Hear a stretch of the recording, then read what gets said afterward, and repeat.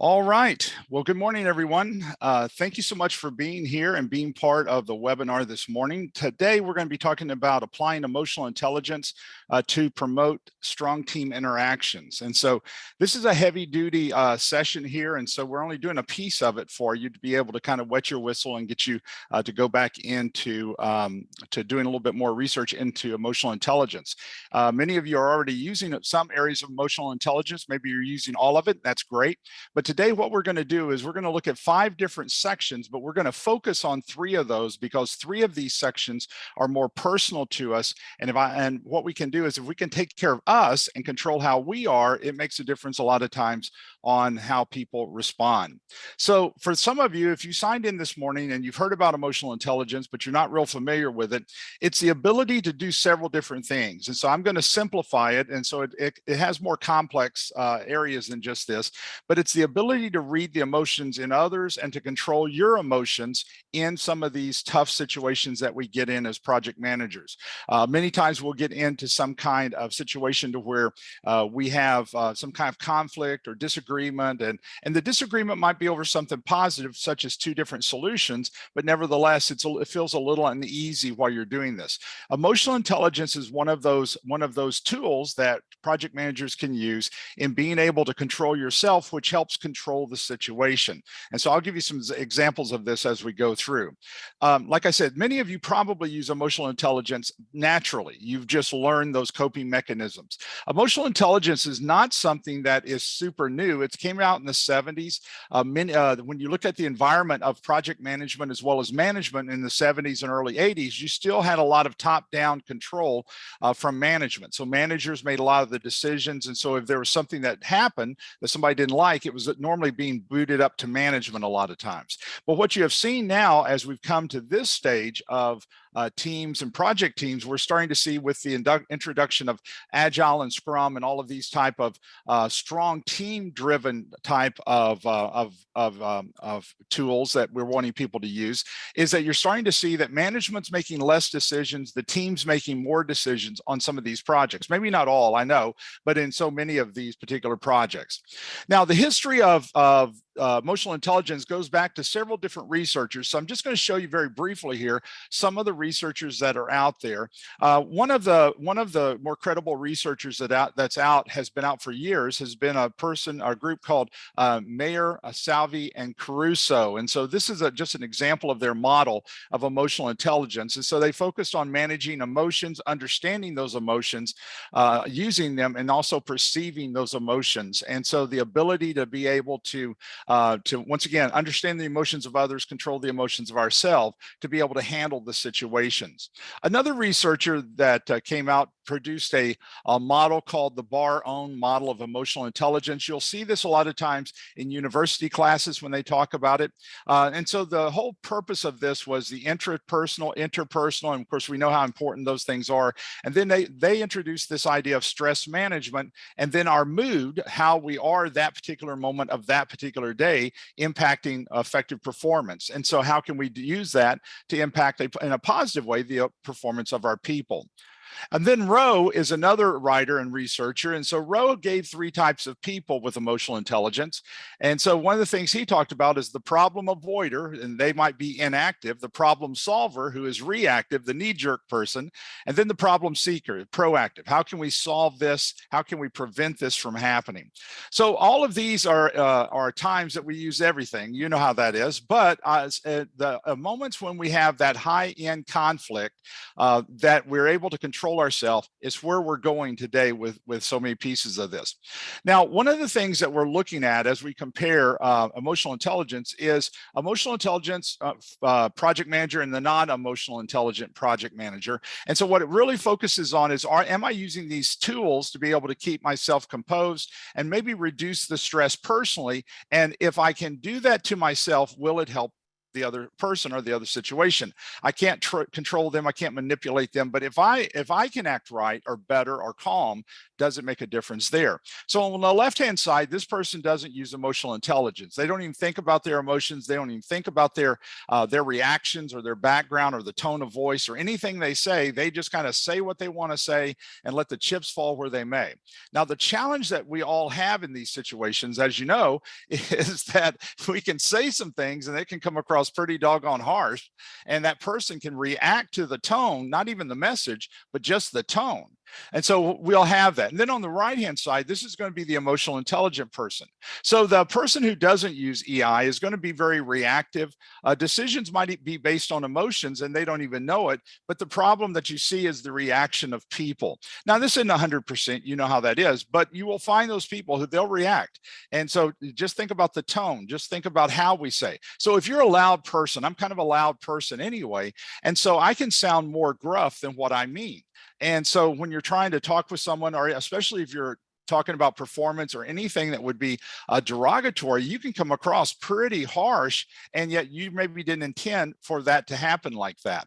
On the emotional intelligence side, you move into that self-control piece. In other words, you're deciding the tone of voice, you're deciding that you're going to stay calm, and that calm helps reduce it, the situation, and doesn't escalate it. Now, what you're doing is you're trying to control your side because your side happens to be the side that you have the most control over. I can't control you. I can't control how you react. I can't control those. But if I can control me, can it influence you? And most of us would say it probably does in those situations. So let's focus for a moment on understanding and managing emotions, trying to control them. So what EI, emotional intelligence, does for us is it gives us that coping mechanism. We start thinking about how to do something before we do it. We start thinking about what we're going to say and how we're going to say it before we say it. So you've got several things happening. First is that coping mechanism. Second is positive talk, positive self-talk. Now, we all have self-talk. Have you ever stumbled in front of people and all of a sudden you kind of get up and you feel stupid and you kind of make some kind of snarky remark of how stupid you are or how dumb you are or something like that? That's self-talk a lot of times, but that's a negative self-talk. Positive self-talk allows us to be able to calm down, allows us to be able to understand that this situation maybe is not as emotional or as highly stressed as what we think it is at that moment. We're able to stay calm. It also will increase emotional constraints and remain calm and calm others, because you're not all out of balance and other people realize, okay, we can work through this. Now, why is this so important? Because in project management, you're going to have people who are resistant to a lot of different things. Your project's creating change in that workplace, or change in software, or change in the processes. So you are automatically creating an upheaval of stress in whoever you're working with. And that might be who's reacting to you. So if you can remain calm, and we're just doing a project and it's going to change the processes for the better, that's what you're shooting for. Now, in researching this and getting ready to writing a seminar actually on this that we developed last year and tested with our clients in Washington, D.C., this author, McGrath, wrote about mastery of true empathy empowered leaders. And it has so many components in this about emotional intelligence, even though in the actual listing, he doesn't really list emotional intelligence, but that's the book that he wrote about. But I thought this was really good. Let me hit a couple of these for you. For an example, understanding team members from their point of view. Oh my gosh, does that not change the direction? To be able to talk with someone and for them to feel that you get it, you understand how they're looking at it. We all know how we look at it, but can I look at it through that? And then also strengthening team dynamics by identifying and honoring the archetypes. It allows us to be able to engage. It allows us to be able to honor people. We're not talking down. We're not talking at. We are talking to people. And then the idea of creating dialogue, not monologue, which promotes ownership, pride, respect, and synergy. Those of you who have these skills, even if you don't use them all the time, you probably have more synergy with your team. Your team probably tells you stuff early if they see something going on, because there's not that fear of retaliation from you as a project manager. It's that fear, it's that idea that they want you to know stuff ahead of time. And so that's what you're doing. Now, one of the main theorists that came around in 75, and this is used in a lot, this theorist is used in a lot of courses, especially university courses that tap into emotional intelligence, is Goldman. Goldman's framework has been very dominant, and there's not anything wrong with any of them. All of them emphasize a little difference in some things. But Goldman, in his framework, he talked about recognition of self and regulation, recognition and regulation of self and of others. And so he kind of breaks it down, just like we're talking about, of how to control ourselves and others. But notice what he does here. He talks about self-awareness. Now, we're going to jump more into self-awareness in just a moment, but he talks about it from that emotional self-awareness, our accurate self-awareness, and self-confidence level. So what he's saying is, not only are we self-aware, but are we accurate in how we're self-aware? Or am I biased? Am I twisting the nature of this thing? He also, when he looks at others, do I demonstrate empathy toward others? Is there a service orientation? In other words, is it kind of like the servant leadership that we've talked about in the past? And then those type of things. When we develop a culture in our project teams, and even in our organizations, if we can, of that empathy, and that I'm not there to zing you, I'm there to help you. And if we talk about something, it's, I'm talking about it on a level of 2, not a 10. And so I'm not trying to make people feel dumb or stupid or any of those kind of things. We're there just to kind of fix what it is and let's move on. You've got people who now start coming together with that camaraderie. And so it really gets to be very well. A second part of what he talks about is self-management. Notice the first item. Oh my goodness, is that don't show your spouse or significant other, okay? So self-control. Have you ever been out of control because of anger or some emotion? Of course. We've all had those at times, but we sure don't want it to happen in a project, and we sure don't want it to happen on the job. And we don't even want it to happen with our spouse, significant other, or with our family. We want to be able to control ourselves in the midst of all of this. And then trustworthiness. Do people feel like they can trust how you're going to respond in certain situations? Well, we can't hit every one of these. And some of the things when we talk about teamwork, we're not going to be able to get to today, but we're going to do a deep dive into these two just a little bit more.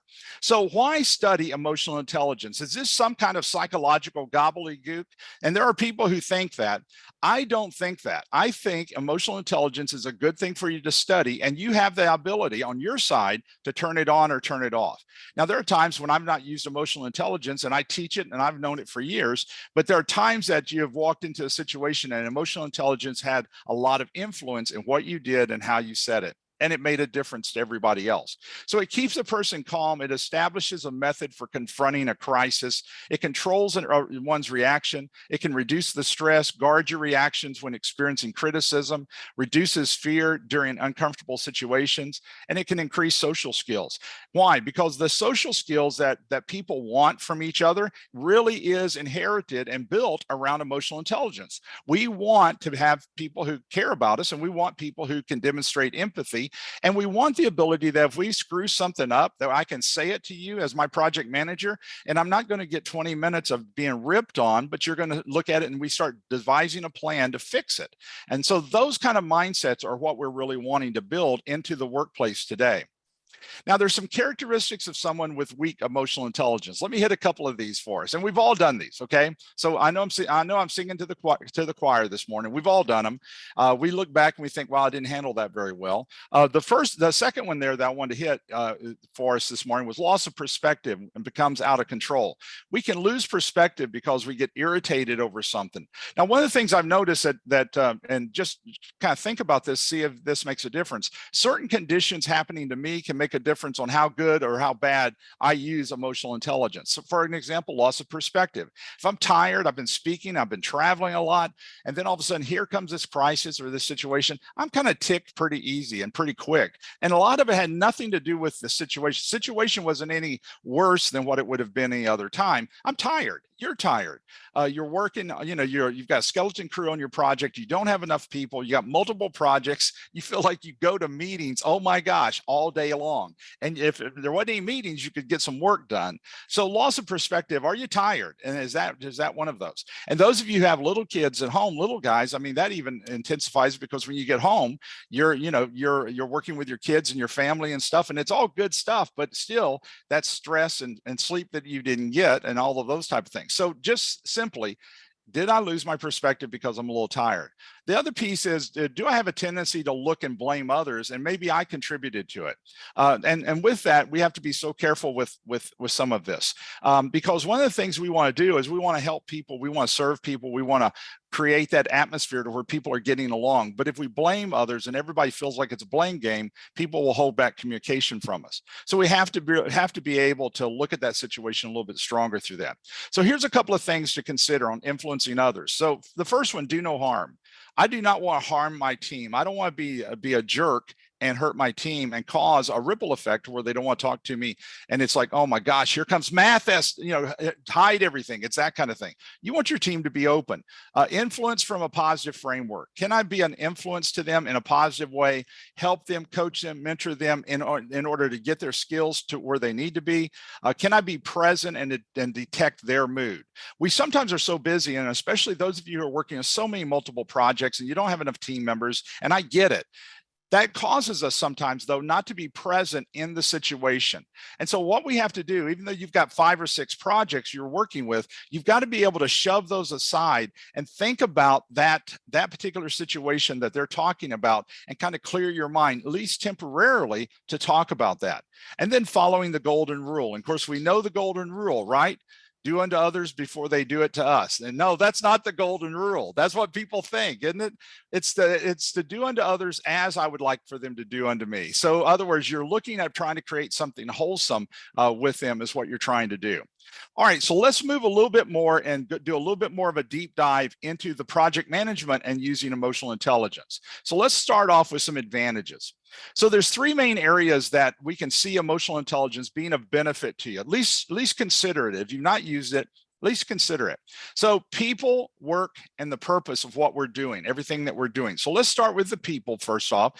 People work in the right place. The workers connect. They become friends, and great leadership with empathy. Now, a lot of times people still have the old mindset of, I don't want to have anything to do with my people because I'm their boss. And so I want there to be a clear distinction. And if that's you and you feel that way, that's okay. You can feel that way.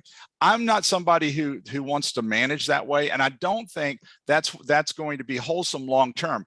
As we give more authority to the teams, we've got to be able to build that relationship. I can always put my boss hat on if I want to, but I want to be able to connect with that team. I want us to have that connection when we talk about something, and for there to be empathy if we talk about it and it's not working right.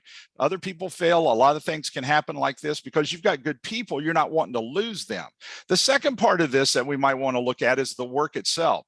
So are your people overworked? Are they getting fair pay? Are they equipped with proper tools and training? A lot of times, is this a situation to where they haven't been trained to do what they need to do? Or is this a situation where they've been trained and they've done it before and now they're not doing it? One's a performance and one is a training issue. I've seen people really discipline people that with performance, and yet it was really a training issue. Nobody showed you, nobody told you, nobody took you through how to do that. The other piece of that's going to be the purpose. Workers have a reason and fulfillment. They understand how this project fits into the strategic plan. They understand the benefits, the value this project's going to bring, the products, the services, and the workers, when they come to work, they feel like that they are contributing. They feel positive. They're getting some kind of boost to their self-esteem. Maybe not financially, maybe you don't have that ability, but they get it because they feel like people, thank you so much for doing that. Wow, that really looks good. And a lot of times people think, well, I can't pay them anymore. I can't say those things. Of course we can. We can thank people. We can tell them it really looks good. We can tell them, wow, you really did an excellent job on that. Sometimes that's all you have to be able to give to workers, but your workers will love it, is what's going to happen. So let's look at behavior and emotional flow. I've got this one pretty heavy today, as you can see. And a lot of you, let me just go ahead and say, a lot of you will say, can you slow it down? Every survey we've done, people want more content, and everybody's contributed an hour. So I try my best to get as much in. And so we do the video so that you have extra time to look at it. And I want to thank those of you who are using the video for your staff meetings. We've had a slew of people say, can you? Yes, that's the whole purpose of this. Use that video and that handout with your staff meetings. All right, let's go back to behavior. Behavior and emotional flow. So can my behavior can I act out and be due to my emotions? And the answer is obviously yes. Events, influence the emotion. And so some things will just overwhelm us. And of course we'll act out. And so emotion influences the behavior and the actions. The behavior and the actions will filter through the emotion, maybe create a proper response or a non-proper response. So the proper response is, this has happened, and can I contain myself to be able to deal with it? So, and then last, proper response calms the situation. Now, obviously this isn't 100% of the time because you don't control the other person. But if you get out, if you have a situation and you're not calm, it's going to escalate. Just think about all the fights you see on Facebook because somebody has had a wreck, or somebody has run into somebody, or somebody has cut somebody off. I cut a guy off the other day, and I mean, I cut him off horribly. I just didn't see him. And man, he hit the horn, and he had all the stuff. And so I stuck my hand out, and I did this, and I turned around to where you could see me, and I just said, sorry, didn't see you. And so the guy just waves back. I think that was a wave. I don't think he had any fingers up. I think it was a wave. But just think about that situation right there. I did it, and as soon as I did it, I thought, oh my gosh, I didn't see him, and sorry, I didn't see you. We can handle mistakes. We can handle people being brazen and those type of things. All right, very quickly. You've got 5 sections here. We're going to deal with the first 3 because the first 3, I think you have the most control over as far as you. And so that's what we're going to focus on. Relationship management is kind of an encompassing piece. We can deal with that later, as well as team leadership. But we're going to look at the first 3 today for the rest of our time. So let's start off with give you a little overview of each of these, and then we're going to break the first 3 apart a little more. So let's start off with domain number 1, self-awareness. Understanding ourselves, our emotions, emotional self-awareness, understanding what's going on at a gut level, talking about us, okay, at a gut level. Am I tired? Am I just stressed out? Is it just, I'm doing so many other things, not only on the job, but my kids are super active in sports. And so we're running like crazy. Just from a gut level, just being honest that, wow, I'm really stressed out. I'm not having a lot of time for me. If that's something that's happening, then, a lot of times you're trying to get an accurate assessment. That's what the point is. And so that accurate assessment is what's going on gut level and understanding your strength and your weaknesses of a situation. For an example, nobody likes conflict. I don't like conflict. I've dealt with it for years. You've dealt with it for years. But man, if I've got a choice, no, I don't want to deal with somebody mad and you're having to be the one to say, well, here's what we're going to have to do. Nobody wants that. So having some self-confidence that we can deal with it will be being grounded and secure about some things will make the difference. The second domain that we're going to talk about and do a deep dive is self-management, managing and guiding your emotional state. So what are your competencies? And the real competency here is self-control. So if your self-control is really a struggle, then start putting together, how can I learn how to be more in self-control and not be reactive? So if somebody says something, do I automatically hit the anger button and boom, I'm just enraged? If that's the case, people can control you with that. So you have to watch that. The third one that we're going to look at is social awareness, occurring when we expand our awareness to include the emotions of others. So we know what's happening with us, but now that I'm talking with you based on your tone, your body language, maybe even facial expressions, I'm picking up there's something else happening. And doing that, I can adjust how I talk or my tone in some of this to be able to talk about it. So the competency of this is going to be that empathy, organizational awareness of interpreting the context for emotions, maybe even in an entire organization. An example of this, so let's say for an example, your organization is getting ready to downsize just because of the economy. Well, even though you probably won't be the person going, and even though some of the people on your team might not be the people going, the announcement itself has created an upheaval for your people. And there's a worry there, especially for those people who healthcare, or somebody's got a health issue in their family and they've got them on their health insurance. That worry is going to be natural for people. And so the point is that for people to talk about it and be worried, that could be real. It is real for them, even though they might not be the ones leaving. Looking at others clearly, accurately, and looking what are the emotional boundaries, understanding where we end and people begin. I can present things to my doctoral candidates, but they have to make a choice whether they're going to do it or not. And so that's where it ends. I'm not their teacher. They're a doctoral candidate. And so when I present something to them, if they don't want to do it, they don't have to do it. but the end result is they're going to make their dissertation not as good. And I think the answer to that is yes. If you don't do what I'm suggesting, it's not going to be as good. So we have that kind of piece. Then the fourth domain, even though we're not going to do a deep dive into this one, is using the awareness of our emotions and those around others to build those strong relationships, competencies, that stakeholder relationship, knowing about people, knowing what their strengths and weaknesses are, knowing the goodness of those people and what are some good things that they're doing. And that helps you develop them, that helps you be able to coach them, and it helps you be able to build that truthfulness among each other. Truth telling, being direct, but being honest about what we're talking about. And that what happens is so many times we're not telling the truth, or we're tainting it so much that people don't get the real message of what's going on. And then the fifth domain, even though we're not going to deal with this with a deep dive, is going to be on team leadership. So focusing on the emotional skills needed to effectively lead project teams. And so this is where you're actually using these skills with a group, and that group is following you in a direction. And many of you have this. I've worked with many of you, and you have this almost as a second nature. You didn't take a course or even read a book. This is just you. You're wired this way. And that's why you work with people that other people can't work with, because you can build that with a team. You're very respectful of people. And so what happens is when you sit down, people trust you. That trust level's over the top because you're a good person. You're good to them. You're nice to them. And they believe what you're going to say. So communication, conflict management, all those things, even inspirational leadership are going to bridge together from a person like that, because their totality, if that makes sense, of who they are breeds that type of trustworthiness. So those are the five. We're only going to deal with the first three, though. So let's start with the first one, okay? Self-awareness. So self-awareness is where we're starting. And so when we talk about self-awareness, it's the first building block of emotional intelligence. We can't do anything until we understand this. So it's our ability to recognize our emotions and understand how our emotions affect someone else. And so emotional self-awareness is here and now. How am I today? Is this a good day for me or a bad day? And so for you to think, I'm a little grumpy today because I didn't sleep real good last night, stayed up too late, maybe went out later than what you normally would. Today's not as good a day for me. Now, you don't have to tell everybody that. Hey, I just want everybody to know I'm a grump today. I mean, maybe you do, but you shouldn't.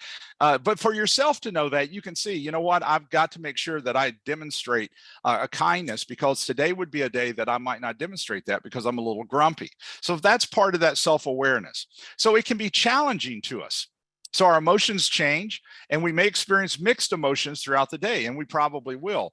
But what happens is those emotions, we're setting those emotions with a positive intent. Some of it might even make a difference on the self-awareness and on the setting those emotions is, how do you start your day off in the morning? I read and I have some quiet time in the morning before I head out. Even when I'm speaking, I have my quiet time, because that sets that kind of centers me to where I'm good and I'm able to go.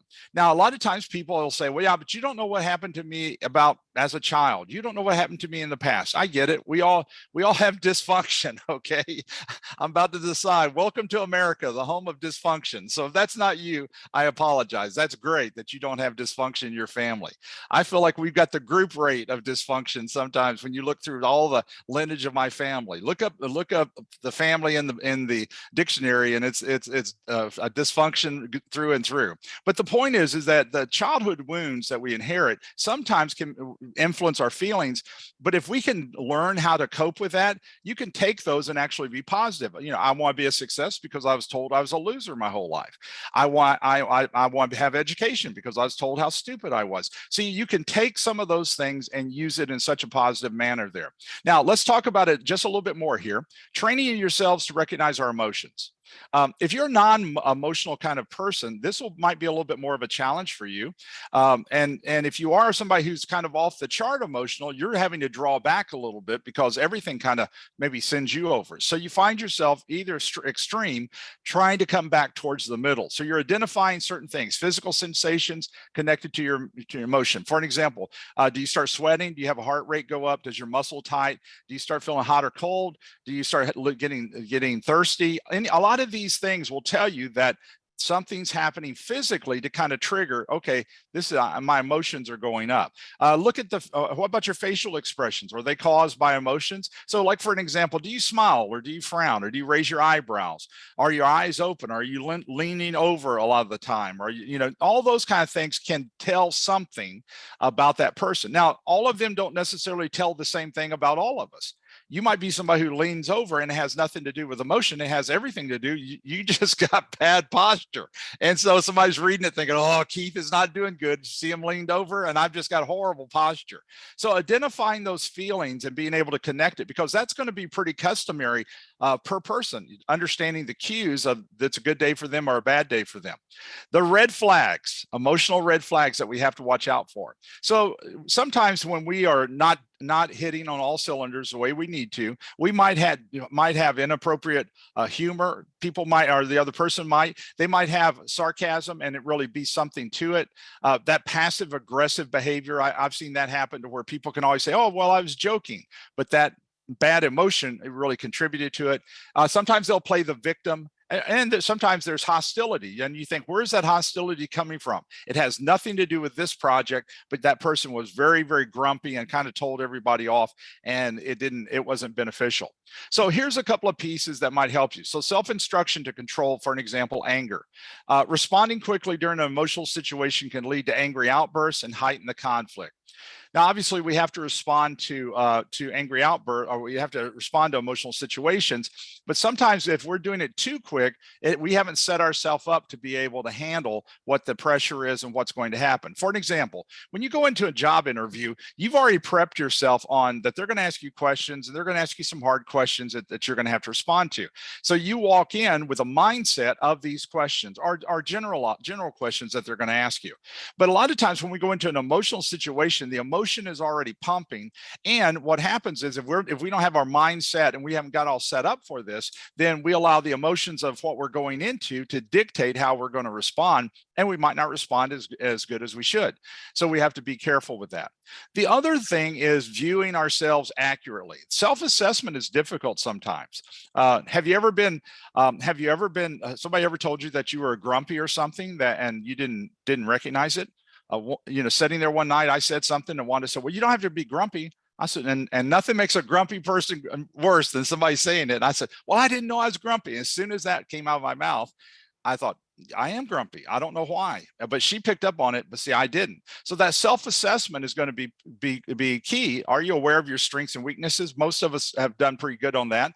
Do we learn from our experiences? So do I learn how to change my tone or how to change my reaction? Are we open to honest feedback and new perspectives? Honest feedback is good, but does the person have a motive? Does the person have an axe to grind? Are they just trying to act superior? A lot of those things will happen. Do we show a sense of humor about ourselves? Have we learned to laugh about ourselves? Oh my gosh, do we not need to laugh some more? We need to laugh about ourselves when we do something stupid, just to be able to laugh about it and to be able to learn from it and then be able to move on. All of that's going to help. All of those pieces then feed into self-confidence. Self-confidence is kind of a ripple effect thing. In other words, we did something here that was good, and so it helps us feel more confident down the roads. Think about public speaking. You do better in public speaking now. Why? Because you had some successes. Everything wasn't perfect, but you had some successes, so you're a little bit better, a little bit stronger. So self-confidence defined by Goldman as a strong sense of one's self-worth, capabilities. Now, this is one of the struggles people have, because especially if they had dysfunctional home life, they were told that they weren't worth anything, but you are worth something. You're doing a great job with the job you have. You have a supervisor and you have management that believes in you. You have a team that's counting on you. I think it's so cool when I can hear team members say, I did not realize I had leadership skills, but my manager approached me about being a supervisor. And now that I'm a supervisor, I love it. And I can't believe my manager saw it. Think about what that said. That manager saw skills in that person that you did not see about yourself. And this person is blossoming with those skills. And so that self-confidence, you're helping build that self-confidence with them. So just a little idea of just a suggestion for you. So, once again, I'm not trying to beat the drum that this is a fix all on everything, but try to do something on self-awareness. Try to do it for the next 30 days. Look at patterns in your life and look at negative feelings and positive feelings that you have. What brings some of those negative? What brings some of the positive? And you're trying to make sure that you are walking in as positive a moment as possible. Some feelings every day are going to fluctuate because of circumstances, but you're wanting to be in control of that mindset of, okay, that was a bad situation, but I can still be positive or put a little bit of a positive spin on it and still be upbeat with the people that we're going to be able to get it back on track. And so that's going to help us, but watch out for dead spots when you don't feel anything, because there might be something really happening with us and we might influence the team or influence other people because of that dead spot or blind spot. We all have those blind spots. So once again, this isn't a fix all for everything, but it is something that for us to consider. We can also do the physical inventory of ourselves. Physically, if you don't feel good, you know what? You're probably going to struggle a little bit that day. Think about your parents or grandparents. I mean, if they're hurting, have you ever noticed that they're a little grumpy? Well, you know what? Pain does that. And you know what? I can cut people a lot of slack because they're a little grumpy because they're going through some tough times. Health, wealth, and family. Have you ever noticed that? Health, wealth, and family. When we go through pressure in those areas, we might be a little bit off a little bit because we're kind of preoccupied with those things. So you know what? I can cut you a lot of slack because you know what? Somebody in your family is going through health problems. Your spouse lost their job or is having to change jobs, and so they've been out of work for a while. Or a family situation, if they're going through some kind of trauma in the family, you know what? It's going to hurt. You're getting squeezed, and nobody likes those things to happen. So all of those things are going to be that. The other thing that we want to see too with that self-awareness is sometimes backtracking, retracing our steps on how did we get out of control over here. Back it up in your head and look and see what was it way over here that caused me to have inappropriate or bad actions over here that was not the actions I really wanted. And it allows you to be able to realize, okay, I think I got off track over here. I need to watch that in the future. All right, so that's self-awareness. We look at ourselves. Let's look at number 2, okay? Now that you are aware of what you're doing or not doing, let's look at the self-management. So self-management happens when we begin to use our awareness that we just did of our feelings to manage now ourselves. Because I know that certain things happen, then it allows me to be able to get the right mindset in a situation. So let me give you one that I noticed about myself a few years ago. I noticed that if I'm talking with someone and they're talking down to me, they punch my ever-loving button. I mean, they just punch it. Now, I know it comes from my childhood years, okay? But it doesn't matter, it still punches. And so if I feel like I'm being talked down to, I have to have a whole different mindset at that moment to be able to contain that, or I will function out of emotion rather than out of control. I hope that makes sense with what I'm trying to say, because if I feel like they're talking down to me. Now, I don't have that a lot at this age. Most people don't talk down to the old geezer. You know how that is. They just don't. And most of them, they'll roll their eyes maybe, but they don't talk down to me. They're always pretty nice. But you know what I'm talking about? There's probably something, if you know what that something is about you, that when somebody does that, whatever that is, it's almost like emotional overload. And so whatever that is, that's going to be something you have to try your best to know, because you've got to be able to control it in some of those situations. Now, this was an awesome quote, and I wanted it to be part of everything this morning. So this is a quote by Anthony Mercino. Is his name. Let me put my glasses on. I believe that was it. Yeah, Mercino. And here's what he said that I thought was so good. Individuals who don't manage their emotions in the business world are called rageaholics and drama queens. They cause others to sigh, roll their eyes, or even leave the room in fright. And it should go without saying that if you cannot manage yourself, you cannot manage others. Now, you and I both know people who are rageaholics, and in some cases, I mean, companies have even brought us in to work with them because they raked stuff off of the table into the floor. One gentleman threw a chair into the wall and busted a big old hole in the wall. That stuff was stuff that happened 30, 40 years ago, and people got by with it because they were the boss. Today, people file charges. And so, and that's hostile work environment. So people are not going to work with those kind of things today. But the bigger picture here is what happened in that person's mind and emotions that allowed them to get that far out of control. So their self-management is extremely low in that situation.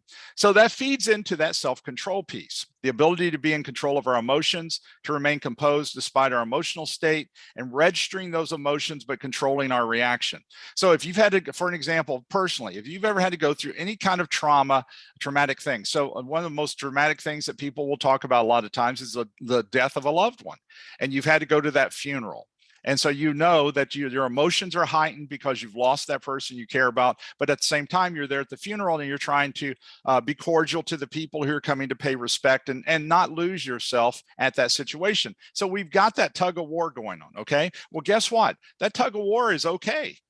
Guess what? You lost a loved person, you loved one. You're going to have that tug of war. But the thing is, on the job, we'll have that tug of war, and we're still wanting to be able to be in control, even though you might get in your car and that's your debrief on the way home of thinking, oh my gosh, I should have been driving a truck my life. Why am I running projects? You know, I mean, we all have those days. Of course we do. But the point is that you're still being able to be in control at that particular moment. So when we talk about self-control, negative feelings from the project manager can cripple a team, and we can wound everybody on that team by being so sarcastic, or not even sarcastic, but scathing and shaming people because they either didn't do something or didn't get someplace. And so what happens is all of a sudden people start getting off of your team. They go to work someplace else. And that's a horrible thing to have happen. So control is also needed in expressing that positive emotion. And so in other words, you know, you don't want people standing at the window watching you walk from the car into the building and for them to notice how you're walking and say, oh, it's going to be a bad day with Mathis today. He's not walking right. But literally there are places where people notice how you walk into the building and they're questioning, is this a good day or a bad day for that person? And so you're wanting it to be on the positive side. All right, so let's go a little further with self-control real quick here, okay? So it helps us avoid emotional breakdowns. Now, I'm not talking about you're in a psych ward. I'm talking about just that emotional breakdown where the emotion was in control and you were having trouble trying to get it back under control. So an involuntary response to an emotional situation where you go off screaming or cussing or throwing stuff, unpredicated and out of control. Nobody wants that in the workplace. And that has that negative ripple effect on your team when that thing happens. You don't even want it at home. For something to happen like that, even though things punch our buttons and you think, man, not another thing, not another problem, not another thing going wrong. I mean, we do have those times where it's like we have a meltdown. We want to be able to control that meltdown as much as possible. So that emotional breakdown, let's talk about a couple of those things. Now, all of us have had some of these to at some point, okay? But examples of these could be angry tirades, door slamming, email letter bombs. We're going to, you know, you're firing emails off and those type of things. Withdrawal, isolation. Okay, I'm not going to talk to you for 7 weeks. And so when I come to the team meeting, everybody can ask me a question. I'll answer all of them, but I'm not answering yours because I'm mad at you. So I'm going to withdraw and withhold information. Holding grudges, trying to get even, criticizing, sarcasm and inappropriate humor, playing the victim. All of those can be a source of that, showing that emotional breakdown. And that's a reason why if all of a sudden you start picking up something, guess what? Be the bigger person. Go over to George and say, hey, George, I noticed, I just kind of sensed something in the meeting. I don't know if it was real or if it was me, but have I upset you about something or did I offend you about something? And you're trying to get it on the table for you to be able to talk about it. You're the bigger person and you're in control of your emotion at that point rather than thinking about it or having to deal with it some other way. So the emotional breakdowns may be perceived by emotional triggers. So a situation, external stimulus or activating event that leaves us vulnerable to emotions, not necessarily the cause, but it serves as a catalyst. So in other words, I have this emotional explosion and you think, what is the deal? It was over this. Well, it probably wasn't over that. It was over something, the meeting we had last week, and it has kind of built and built and built. And so that's the opposite of some of these. So let me hit some triggers real quick here. So moods, attitudes of others, being influenced by those around us. We can be influenced by positive or negative. And so you're wanting to be that person who's going to be positive. Pre-thinking or foreshadowing, all of that's going to be some of the thoughts, because what you're doing is predicting negative events or outcomes in the future. And so pre-thinking and foreshadowing is not necessarily a bad thing if you're trying to create something positive. But if we start awfulizing future meetings or awfulizing people that we're working around, see, that's just adding fuel to the flame. And then dwelling, obsessing on one particular thought, remark, or event that somebody said, and they maybe said it just as off the cuff and didn't even think about how it was going to come across to you. And so, and if it is such an issue, that's the person you want to go talk with. Hey, you made this statement, and so I'm not real sure what you meant by that statement, so I just want clarity. Rather than being all mad because they made that one word statement, that one word maybe meant nothing to them. They just kind of threw it off, and they didn't even think about how that was going to come across. So that feeds into that personality: hot words, hot buttons. Words or issues that trigger a specific undesirable behavior. Here's the thing that to make the comparison here. Have you ever noticed that there's certain words that you, your spouse, significant other, that if you say, it's going to be an argument that night, and you know, so if all of a sudden in the middle of the argument, you say, well, at least I ain't like that drunken mother of yours, but that punches the button, and so everything explodes. What's crazy about that is people have some of these words, even on the job, to where they know it's going to punch that button. We know it personally with people. And the truth is you've hurt that person you're talking to, and you've thrown their mother under the bus over something. And so, and the thing is that it explodes. Well, what did you get out of that explosion? What really did you get in a wholesome way from that statement? So perceived criticism, sometimes we think somebody's being critical of us. Physical environment, work environment or situation might be an emotional trigger because it's so cumbersome. Illness, physical conditions, if we don't feel well or extremely tired, like I said, all of those are going to be feeding in. And this was some of these emotional triggers were put out by Lynn in the research that she did on emotional intelligence. And I think they're really good because I can see that personally when you look at it. So how do you reduce that vulnerability to emotional triggers?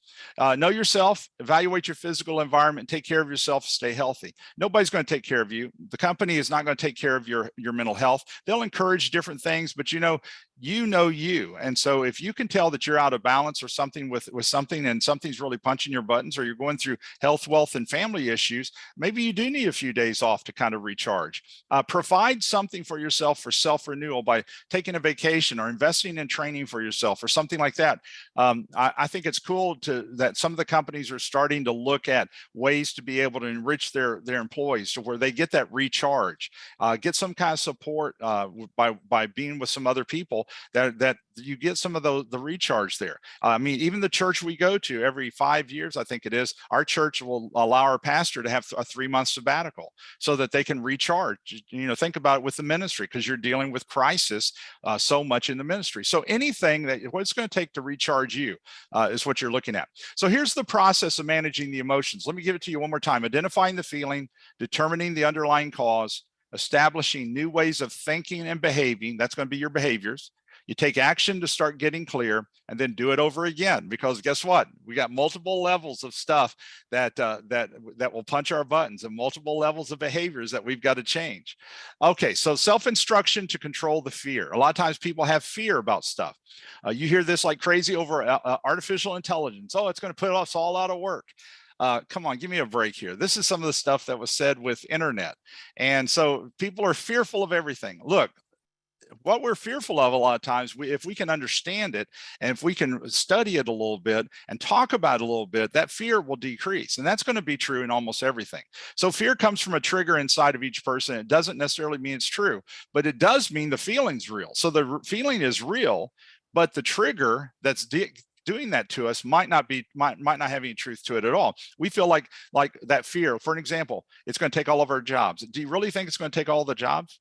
Most of us don't think that, but we embellish it. We awfulize it to that point. Notice when situations trigger fear, and determine if that topic or that pattern influences our fear. And so right now, everybody's awfulizing everything. They did the same thing to the internet. When the internet was coming out, it's going to do all these bad things. Think about if we didn't have the internet today.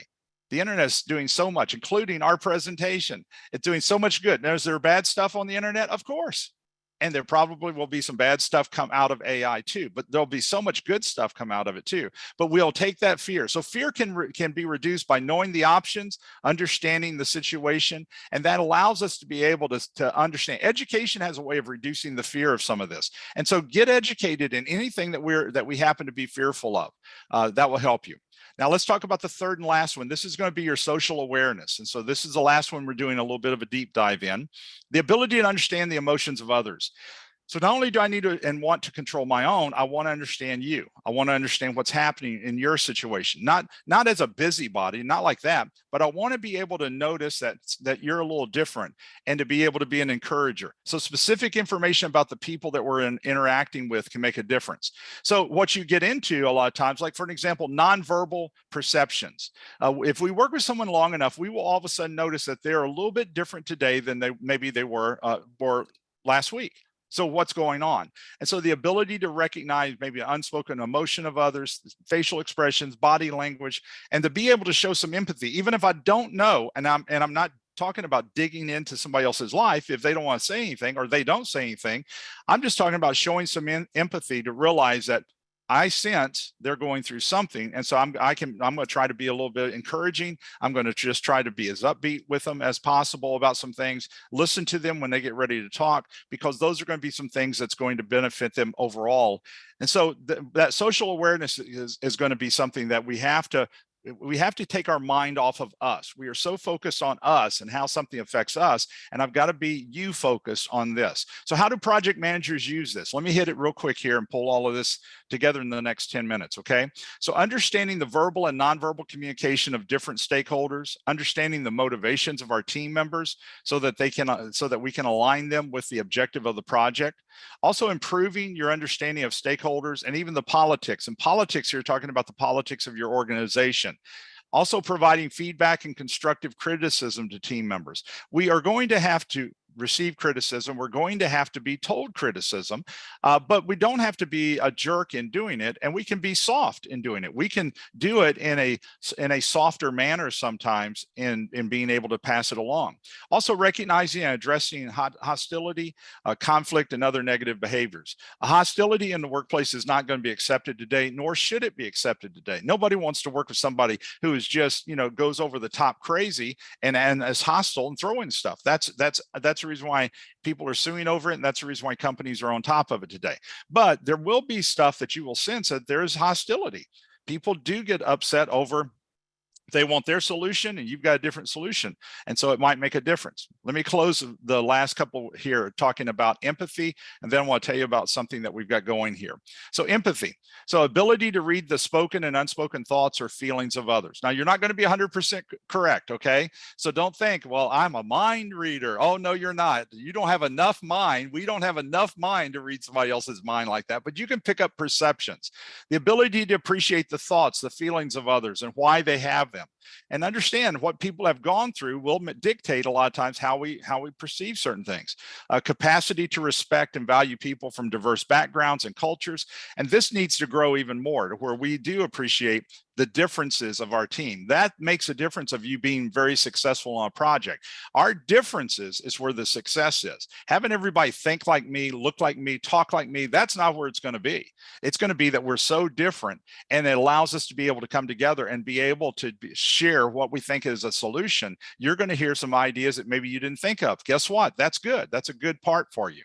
So the other side of that empathy is self-orientation. Are we selfish? A lot of times we are. It's all about us. And then results first. We focus on urgency and achieving the end goals of the project. And I understand that. So when we think about empathy, we have to think about, okay, this might mean that I'm going to talk to that person 3 minutes that I didn't really have scheduled, that to be able to build that camaraderie there. And then I have to be able to listen to them. And that effective or active listening is I'm looking at their body language and I'm listening to what they're saying, and not to pass it on to anyone else if they do happen to say something personal. And then the pride, we think that we're smarter than everybody else. And the truth is you've got some smart people working on your team that's probably smarter than you, and embrace it, because they're going to make you look awesome and they're going to give that information. When you build this, and many of you are, like I said, are already building this with your teams. As you build this, your team shares some phenomenal ideas and you are managing them and you're running that project. They're making the whole project look good. And let me tell you something, you are blessed to be able to have them on there with those type of ideas. Now, let me close out with a couple of recommendations to you. We built a program. We do a 2-day or a 3-day program on emotional intelligence for project managers. And so we can adjust the title to bring it in and work with your people if you're wanting to do your teams. And we could just say emotional intelligence for projects and be able to work it with your team. It's fun. It's kind of an update. We talk about different things and how different people perceive things. We try to have a very motivational kind of thing, but we can do that. We can do it virtually, or we can do it face to face. But if that's something you're interested in, we do have the course description on our website as well. And then in July, our webinar is going to be on creating stable and predictable project performance. So we're going to be talking about that month, how to look at people side of performance and also the project side of performance. And so we'll be talking about how to do that. And so that's going to be July 7th that we're going to bring that in. And then the 2023 virtual PMP exam prep boot camps, we've got 3 more left that we're going to do. Our first time passing rate right now is 97%. And so if you've got somebody to go into the boot camps, they have changed it to where you no longer have to calculate anything. And so they've taken all those calculations, and the material that PMI has produced is absolutely awesome. And so we're running a 97% first time passing rate, 99% out of 3. And so if you have somebody who's wanting to take it, didn't like the calculations, that was scaring them off, listen, let them be in one of these boot camps, because everybody's making it through since they've reduced that calculation piece. And then the last thing, if you've not heard about these are free mastermind groups. And so I have 1 more left this year. I do like 1 a quarter. The mastermind group is for those wanting the PMP. I talk about the PMP, how to fill out the application, the training. I kind of go through all of those components and help them kind of structure their material that week. It lasts 5 days. They have about 1 hour a day for 5 days. It's asynchronous, so they can tap in anytime during that day. There's a video for the day and some discussions that I have them do. And I do 2 Zoom calls that week with these folks where they can ask any question. Both of those are videoed and placed on the site. But this is free. It doesn't cost anybody anything. Even if they don't use us as a vendor, they can be part of the mastermind. But by being part of the mastermind, they're going to pick up 5 PDUs or 5 contact hours since they're not certified. But they'll also pick up they pick up a discount, the greatest discount we have, because it's $28.50 is what our price is for a PMP to go through the course. And so it drops them down to $15.50, which is our lowest price on the PMP, and they get the guarantee. But here's the other cool part. Every mastermind group, and so we do one every quarter, every mastermind group, we have a drawing for someone to win a free workshop. They're able to come to the PMP for free. And so Kim and my granddaughter actually draws everybody. And so my granddaughter draws it. And so they're told that week that they have won, and then they schedule it into their schedule and they come to the PMP bootcamp for free. So we give 1 away every time. So if you have somebody who's struggling with trying to get it all situated, come to the free PMP mastermind group, and we'd love to have them. So let me thank you so much. Our time is up this morning. Let me thank you so much for being part of this. We had almost 300 people sign up for this. So thank you for doing that. We normally will have 300 to 500 who will watch the video afterwards. So thank you so much for being on this as we talk about emotional intelligence. We will be putting together in the future something on artificial intelligence. And so we'll be promoting that down the road. We've got everything scheduled from now till December. So I don't know how we're going to work that in or have to do a double, but thank you so much for listening. And please understand the intent as I talk about emotional intelligence. Everything's not going to be perfect. And as I describe some of these things, please take it for what it's worth, that we're trying to put together some things for you to be able to work with your team and make it better with your team, and not come across in the wrong manner. So please take it the way I meant for it to be. Okay. God bless you. I hope you have a wonderful weekend. And thank you so much for giving me part of your time. Bye, everyone. Thank you for being here.